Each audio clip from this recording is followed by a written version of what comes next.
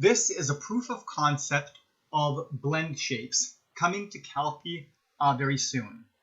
So, what are blend shapes? Blend shapes are a way of animating things without using a armature, a skeleton structure.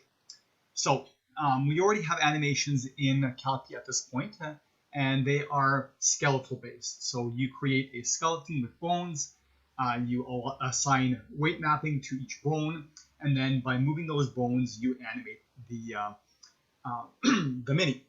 The problem with that is it can do a lot of different animation, especially for movement of people, but it is quite limited because it doesn't deform.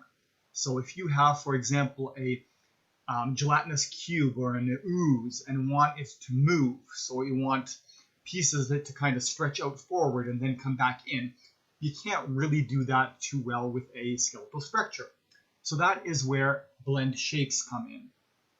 So I'm going to demonstrate here on this simple object here. It is a very basic blend shape. It will basically turn from this cylinder to fatten out into a sphere. Okay, so I'm going to demonstrate that. And we can see that it is animating and growing from its one shape of a cylinder to a sphere. We can see if I press that again, it is now going to animate back to its other state. Currently, I'm working on both a animated and a non-animated transition, so I could also just immediately switch shapes so that there's no in-between animation. It just jumps. And then there's now also the animated, which I showed a minute ago, which actually interpolates all of the shapes in between to get from your one shape to the other. So you might be asking, well, what am I going to use this for in Talespire? I mean, most of the minis, just if you're animating them at all, the skeletal structure is good enough, so why do I need blend shapes? Well, there's different uses for it.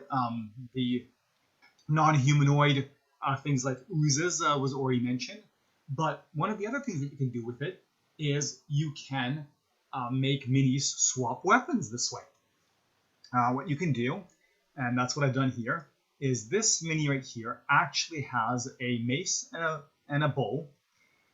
They've just been made really, really small and hidden within the hands, so it looks like right now she doesn't have any weapons. Then we can use blend shapes to make either one of those weapons grow to its natural size. And then if we don't use the animation, we can basically have the weapon just pop out, as I will demonstrate right now. Whoops, I hit the animated version. Okay, so there we've got a mace right there. I can get rid of that mace. And I can hit the bow. So in this case, obviously we wouldn't use the animated version. So I'm going to get rid of that bow.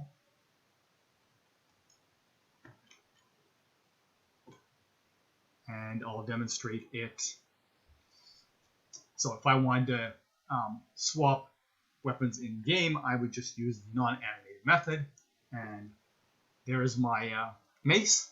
And now, I need to switch over to my bow, get rid of the mace, switch over to the bow. Now, I'm getting some kind of discoloration here with the blend shapes. I need to look into that as to why that is happening. But there is the kind of the proof of concept of blend shapes. The blend shapes are being applied, and in this case, I'm using it for a practical reason, such as having a mini swap different weapons.